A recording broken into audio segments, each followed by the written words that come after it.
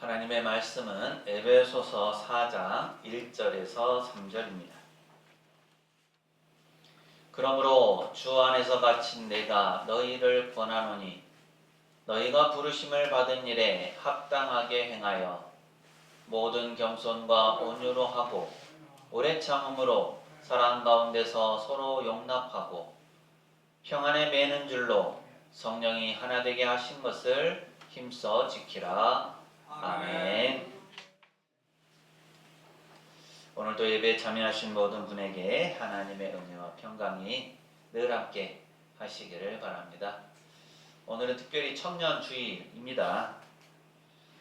오늘 예배에 함께한 모두, 그리고 우리 청년, 그리고 마지막 제 주일을 맞이해서 함께 참여한 우리 청소년 여러분을 축복합니다. 우리는 매년 이맘때 청년 주일을 지키면서 이 시대의 청년을 향한 하나님의 마음을 헤아리고 또 우리가 함께 고민해야 될 내용들, 또 신앙에 대해서 살펴봅니다. 청년의 시기는 참으로 아름답고도 활기찬 때이죠. 끓어오르는 열정과 무한한 가능성을 품고 세상을 향해서 힘찬 발걸음을 내딛는 시기입니다. 하지만 동시에 이 시기는 인생에 있어서 가장 많은 질문과 도전에 직면하는 때이기도 합니다. 아마 여러분도 다 경험해 보셨겠죠. 나는 누구인가? 나는 무엇을 위해서 살아야 할까? 내 삶의 목적은 무엇인가와 같은 자신의 존재에 관한 질문에서부터 시작해서 학업이나 진로, 취업, 결혼, 관계 등 현실적인 문제까지 청년들은 그야말로 폭풍 같은 시기를 보내고 있습니다. 이러한 혼란 속에서 많은 청년들이 방황하기도 하고 또 때로는 좌절하기도 하는 것이 현실이죠. 우리 교회 청년들도 다양한 상황 가운데 놓여 있습니다. 그동안 일을 하다가 잠깐 쉬는 청년도 있고요. 이직을 하고 새로운 환경에 적응해 가고 있는 청년도 있습니다. 또 시험을 준비하거나 취업을 준비하는 청년도 있죠. 또 군에서 이제 막 제대, 전역을 앞둔 청년도 있습니다. 또 멀리에서 생활하다 보니까 교회 나오고 싶어도 나오지 못하는 그런 상황 가운데 놓여 있는 청년도 있고, 바쁜 일상 속에서 신앙생활이 뒤로 밀리는 그러한 경우도 있습니다. 오늘 말씀은 그런 청년들을 위해서 새로운 마음가짐과 결단으로 신앙생활을 해나가기를 바라며 전하는 그런 말씀입니다.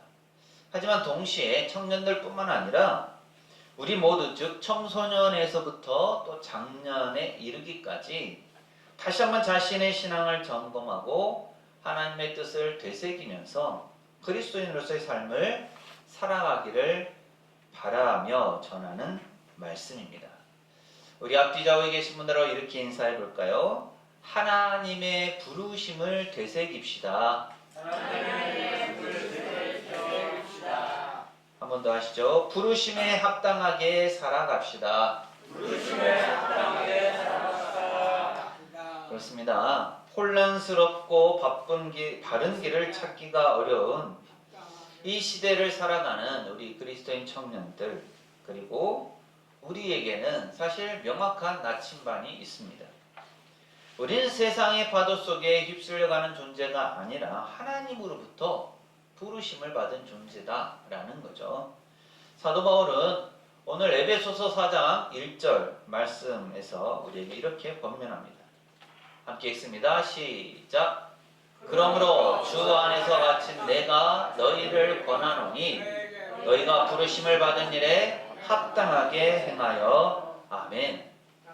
이 말씀은 우리에게 큰 의미를 줍니다. 우리는 단순히 어쩌다가 세상에 태어난 존재가 아니다 라는 거죠. 하나님의 부르심 가운데, 하나님의 놀라운 섭리 가운데 하나님께서 특별한 목적과 계획을 가지고 우리를 부르셨다라는 겁니다. 이 부르심의 의미를 깨닫는 것이야말로 우리의 삶의 방향을 설정하고 또 흔들림이 없는 믿음의 길을 가는 출발점이 됩니다. 그렇다면 오늘 우리가 받은 그 부르심은 무엇이며 어떻게 그 부르심에 합당하게 행하면서 살아갈 수가 있을까요? 세 가지 측면에서 생각해 보고자 합니다. 먼저 우리는 하나님의 자녀로 부르심을 받았습니다. 우리가 하나님께로부터 부르심을 받은 가장 근본적인 부르심은 바로 하나님의 자녀로의 부르심이죠. 요한복음 1장 12절은 이렇게 말씀합니다. 함께 읽습니다. 시작. 영접하는 자, 곧 그 이름을 믿는 자들에게는 하나님의 자녀가 되는 권세를 주셨으니 아멘. 우리는 예수 그리스도를 믿음으로 말미암아 하나님의 자녀가 되는 놀라운 특권을 받았습니다. 하나님의 자녀가 되었다라는 것이 무엇을 의미합니까? 이것은 우리가 더 이상 죄나 혹은 세상의 노예가 아니라 하나님의 은혜와 사랑 안에서 자유함을 누리는 존재가 되었다라는 뜻이죠. 예전 찬양곡 중에 이런 곡이 있습니다. 왕 나는 왕자다. 하나님 나라에 나는 왕자다. 다 아시죠? 내가 비록 어릴지라도 나는 왕자다. 내 앞길 가로막는 자 모두 다 물리치리라. 이 세상을 앞장서가는 나는 왕자다. 2절 0000 나는 공주다. 하나님 나라에 나는 공주다. 끝. 그렇습니다. 마치 왕의 아들이 왕자로서 또 왕의 딸이 공주로서 존귀함을 누리듯이 우리는 하나님의 자녀로서 세상의 어떤 가치보다 존귀하고 고귀한 존재가 되었습니다. 하나님 나라의 왕자 그리고 공주인 거죠.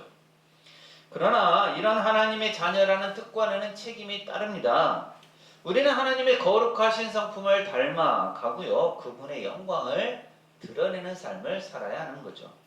이것이 바로 하나님의 자녀로서 하나님의 부르심에 합당하게 살아가는 삶입니다. 그러기 위해서 우리는 거룩함을 추구해야 합니다. 베드로전서 1장 15절 16절은 오직 너희를 부르신 거룩한 이처럼 너희도 모든 행실에 거룩한 자가 되라.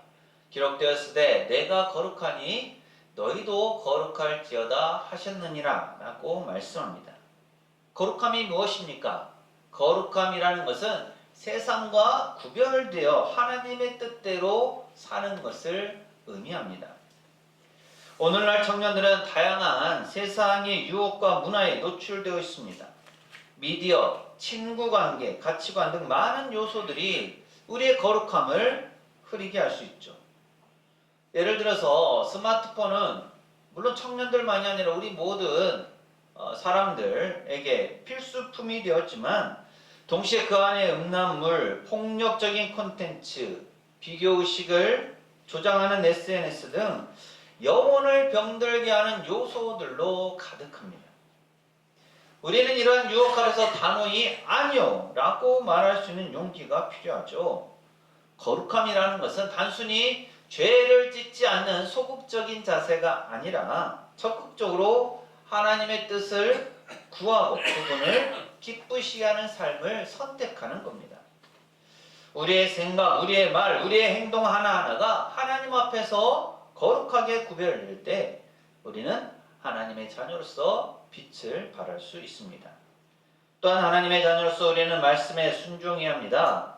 시편 119편 105절은 주의 말씀은 내 발의 등이요 내 길에 빛이니이다 라고 말씀합니다.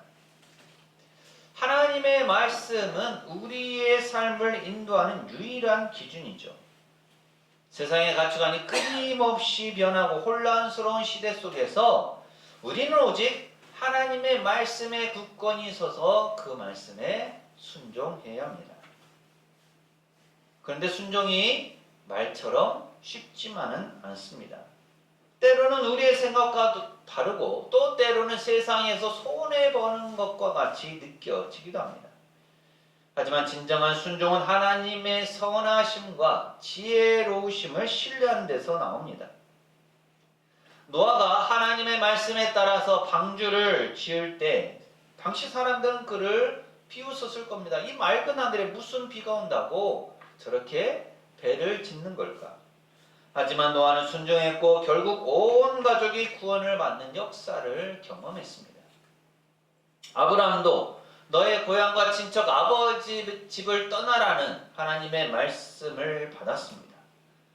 사람들은 어리석다고, 아니 살고 있는 그 본토를 떠나서 어디를 가겠다고 하는 거야 라고 조롱했을 것입니다. 하지만 아브라함은 그 말씀에 순종하여서 믿음의 조상이 되었습니다. 청년의 시기에 우리는 수많은 선택의 기로에 서게 됩니다. 어떤 전공을 선택할 건가, 어떤 직업을 가질 것인가, 어떤 사람과 교제할 것인가 등 중요한 결정들이 끊임없이 다가옵니다. 그때 청년들은 세상의 조언이나 눈치를 보기보다 먼저 하나님의 말씀 앞에서 묻고 그 말씀에 순종해야 합니다. 말씀은 우리의 발에 등이 되어서 어두운 길을 밝혀주고 우리에게 길이 되어서 올바른 방향으로 인도할 것입니다. 우리에게 청년들 뿐만 아니라 우리 모두가 하나님의 자녀로서 합당하게 살아가기 위해서는 거룩함을 추구하고 또 말씀에 순종해야 합니다. 세상의 유혹에 휩쓸리지 않고 오직 주님만을 기쁘시게 하는 삶을 살아갈 때 우리의 삶을 통해서 하나님의 영광이 나타날 것입니다. 두 번째로 우리는 복음의 증인으로 부르심을 받았습니다. 예수님은 승천하시기 전에 제자들에게 명령하셨죠.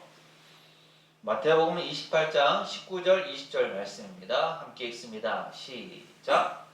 그러므로 너희는 가서 모든 민족을 제자로 삼아 아버지와 아들과 성령의 이름으로 세례를 베풀고 내가 너희에게 분부한 모든 것을 가르쳐 지키게 하라.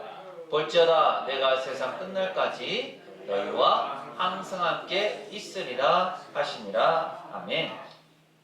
이 명령은 시대와 장소를 초월하여 오늘날 우리 모두에게도 유효한 하나님의 부르심입니다.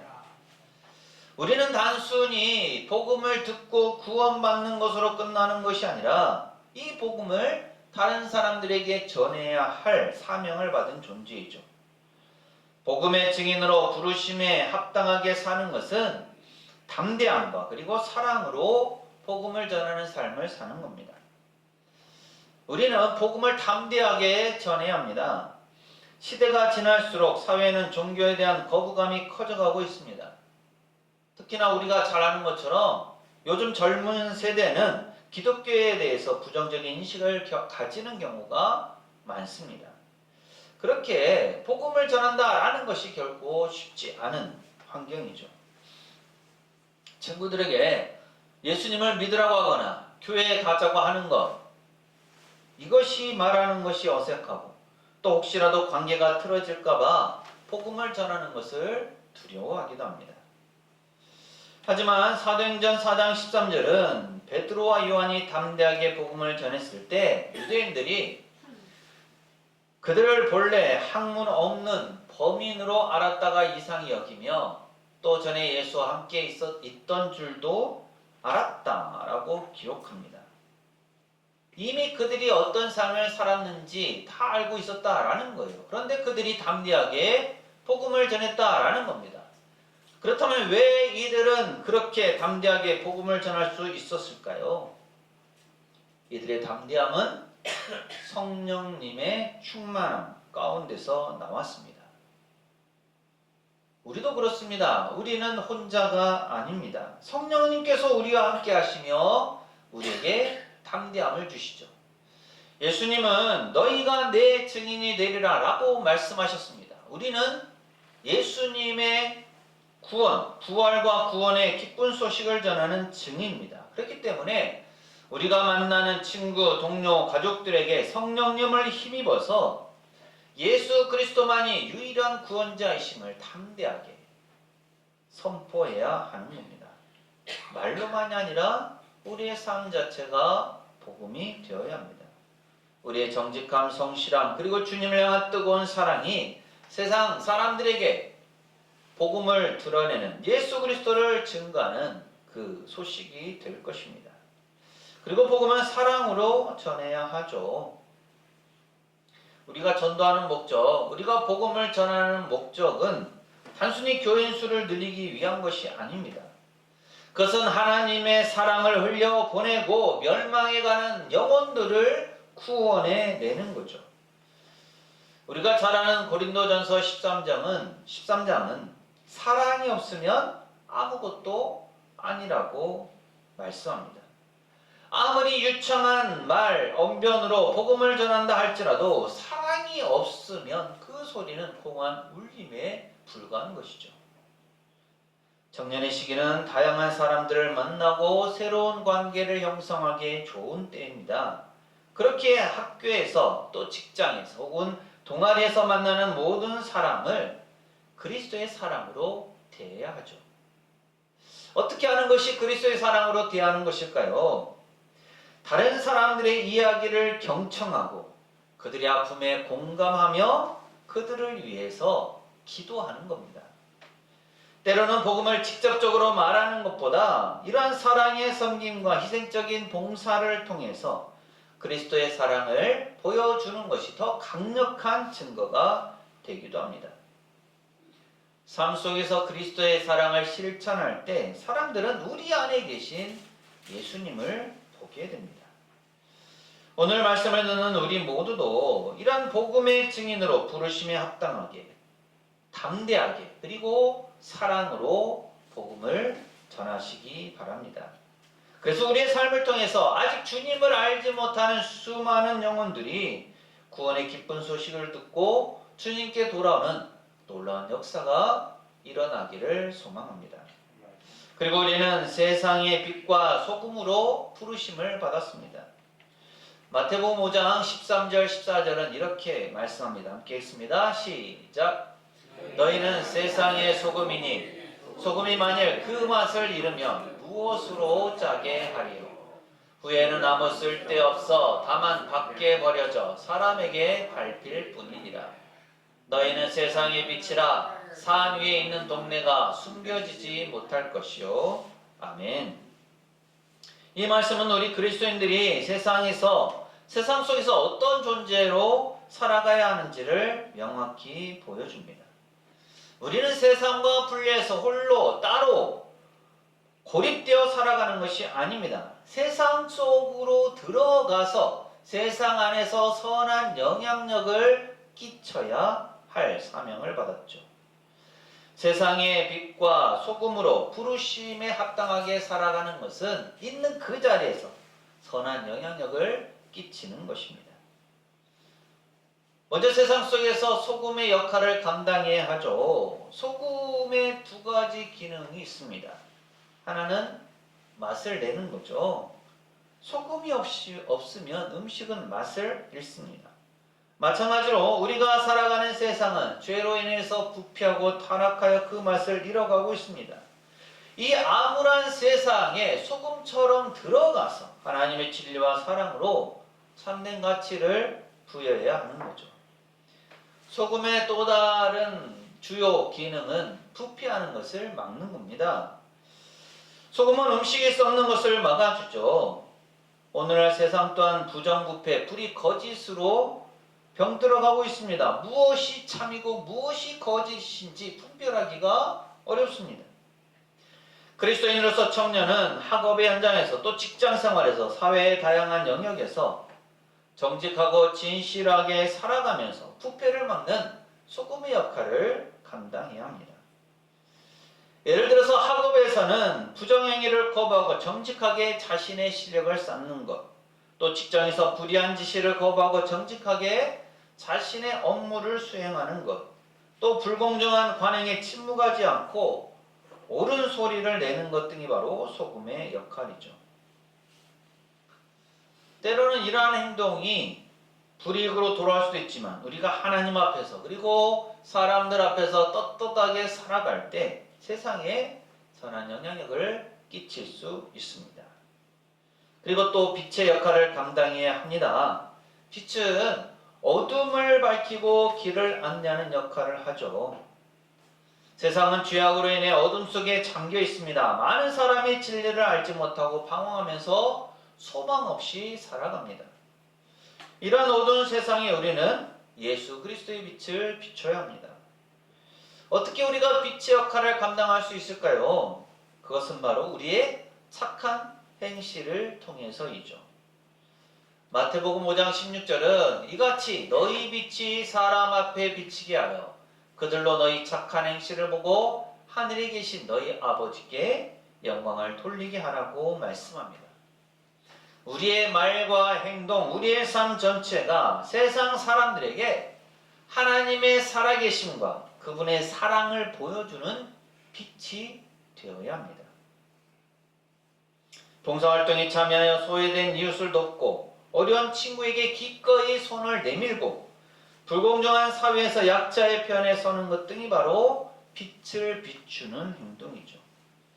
이런 착한 행실을 통해서 사람들은 우리 가운데 계시는 하나님을 보게 됩니다. 그리고 이렇게 작은 빛들이 모여서 이 세상을 환하게 비추고 그랬을 때 많은 사람들이 어둠에서 벗어나 진리의 길로 나오게 될 것입니다. 청년들뿐만 아니라 우리 모두는 세상의 소금이며 빛이죠. 각자의 자리에서 빛과 소금의 역할을 충실히 감당함으로 세상에 선한 영향력을 끼칠 수 있기를 바랍니다. 그럼으로써 우리의 삶을 통해서 하나님의 이름이 높임을 받으시고 이 세상에 정의와 사랑이 넘쳐나는 귀한 주님의 도구들이 되실 수 있습니다. 오늘 우리는 부르심에 합당하게 살아가는 것이 어떤 것인지를 살펴보았습니다. 우리는 하나님의 자녀로 부르심을 받았기에 거룩함과 또 순종으로 살아야 합니다. 또 복음의 증인으로 부르심을 받았기에 담대하게 그리고 사랑으로 복음을 전해야 하죠. 또 세상의 소금과 빛으로 부르심을 받았기에 우리는 선한 영향력을 끼치는 삶을 살아야 합니다. 이러한 삶은 한 번의 결심으로 완성되는 것이 아닙니다. 그것은 매일의 삶 속에서 주님을 의지하고 성령님을 의지하며 도우심을 구하며 나아가는 끊임없는 여정이죠. 때로는 넘어지고 실수할 수도 있습니다.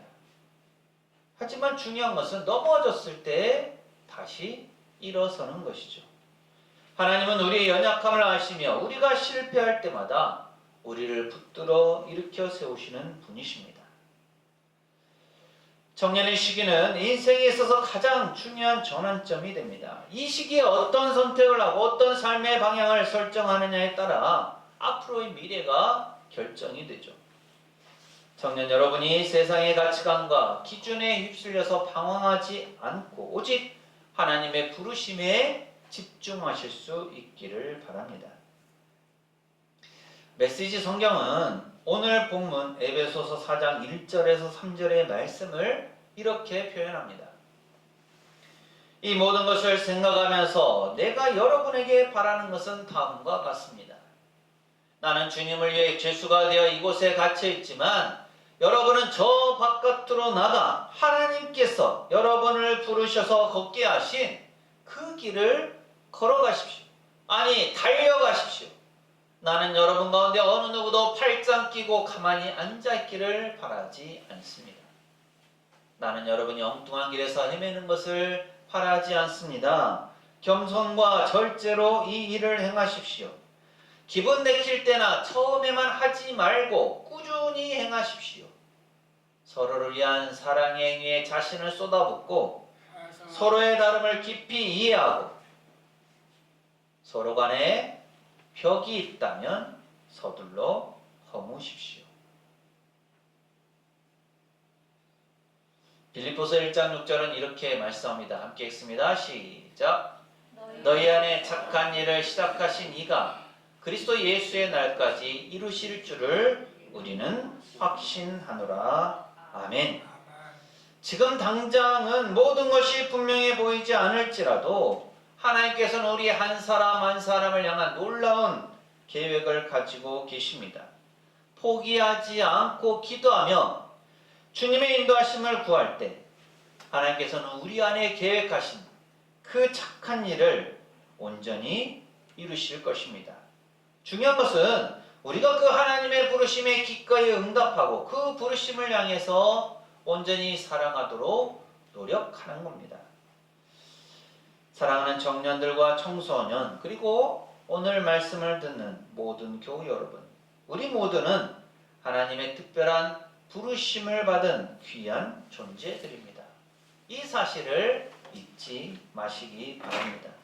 또한 우리의 삶을 통해서 하나님께서 영광을 받으신다라는 사실을 기억하면서 세상을 살아가는 동안 하나님의 부르심에 합당하게 선한 영향력을 끼치는 복된 삶을 살아가시기를 간절히 소망합니다. 기도합니다. 사랑과 은혜가 풍성하신 하나님 아버지, 오늘 청년주의를 맞이하여 저희를 이 거룩한 예배의 자리로 불러주심에 감사드립니다. 오늘 말씀을 통해서 저희가 하나님의 자녀로, 복음의 증인으로, 그리고 세상의 빛과 소금으로 부르심을 받은 존귀한 존재임을 다시 한번 깨닫게 하시니 감사드립니다. 주신 말씀을 기억하면서 청년의 때를 헛되이 보내지 않게 하시고 말씀에 순종함으로 하나님의 뜻을 이루어가게 하옵소서. 하나님의 자녀로 복음의 증인으로 살아가게 하시고 세상 속에서 선한 영향력을 끼침으로 하나님께 영광을 돌리는 저희 모두의 삶이 되게 하옵소서. 예수님 이름으로 기도합니다. 아멘.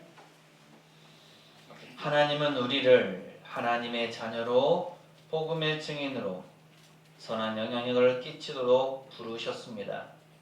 말씀에 순종함으로 부르심이 합당하게 살아갈 때 하나님께서 영광 받으십니다. 사랑하는 세상교회의 청년, 청소년, 그리고 교우 여러분, 이 말씀을 품고 세상으로 나가십시오. 하나님께서 우리와 함께 하십니다. 지금은 우리 주님 예수 그리스도의 은혜와 아버지 하나님의 무한하신 사랑하심과 보혜사 성령님의 충만 교통하심이 하나님의 부르심을 되새기면서 말씀에 순종함으로 부르심에 합당하게 살아가기를 다짐하는 세상교회 모든 교우들, 가정과 삶과 생업과 사역 위에 이 한 주간의 모든 생활 가운데 오늘 예배에 참여한 모든 이들과 믿음의 청년들 그리고 우리 교회 위에 영원토록 함께 하시기를 간절히 축원하옵나이다. 아멘.